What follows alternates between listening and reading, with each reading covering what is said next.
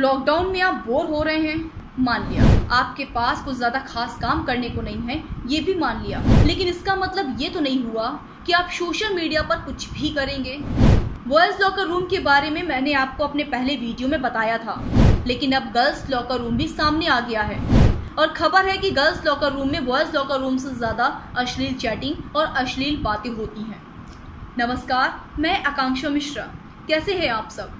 उम्मीद करती हूँ कि आप और आपका परिवार सुरक्षित है।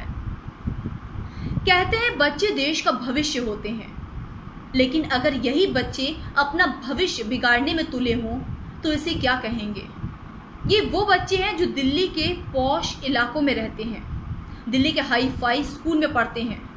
ऐसे स्कूल में जो गरीब परिवार या फिर मिडिल क्लास फैमिली अपने बच्चों को पढ़ाने के लिए सिर्फ सपना देख सकती है, वहां पढ़ा नहीं सकती है।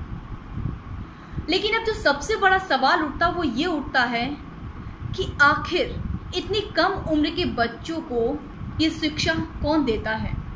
मैं बात कर रही हूँ गर्ल्स लॉकर रूम की।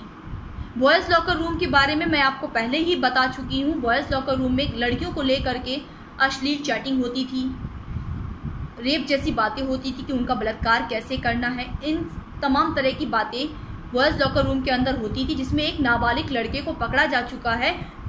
बॉयज़ लॉकर रूम में अभी तक जो सामने आया वो 21 लड़के सामने आ चुके हैं। लेकिन गर्ल्स लॉकर रूम के लिए अभी तक किसी भी तरह की कोई कार्रवाई नहीं हुई है।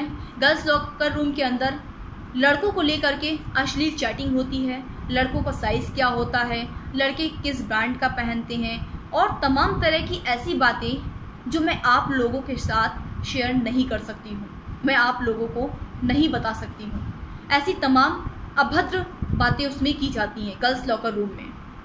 लेकिन अब जो सबसे बड़ा सवाल उठता है, सवाल ये खड़ा होता है कि आखिर इतनी कम उम्र के बच्चों के अंदर ये मानसिकता कहाँ से पनपी, इनको कहाँ से बढ़ावा मिल रहा है। वो स्कूल जो इतने बड़े संस्थान लेवल के हैं, जहाँ पर बड़े से बड़े घर के बच्चे पढ़ने आते हैं, या वो माँ बाप जो बच्चों की फीस जमा करने के बाद अपनी पूरी जिम्मेदारी भूल जाते हैं। मैंने पहले भी बोला था और फिर से बोल रही हूँ कि माँ बाप को अपने बच्चों पर पूरी तरह से नज़र रखनी चाहिए। सिर्फ स्कूल की फीस भर देने से, उनके सारे शौक़ पूरे कर देने से उनकी जिम्मेदारी पूरी नहीं हो जाती है। हम बच्चा है कह कर बच्चों की सारी गलतियों को नज़रअंदाज कर देते हैं, लेकिन आगे चलकर यही गलतियां उनकी जो बचपना कहकर हम उन्हें छोड़ देते हैं, वही बचपना आगे चलकर बहुत घातक होता है।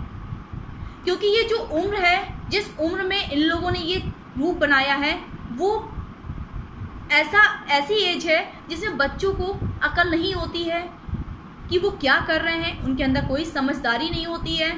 इसके लिए सबसे ज़्यादा ज़रूरी है कि माँ बाप अपने बच्चों पर ध्यान दें। अगर आपको मेरा वीडियो पसंद आए तो मेरे YouTube चैनल को सब्सक्राइब करना मत भूलिएगा और हाँ, लाइक, कमेंट एंड शेयर ज़रूर करिएगा। Thank you.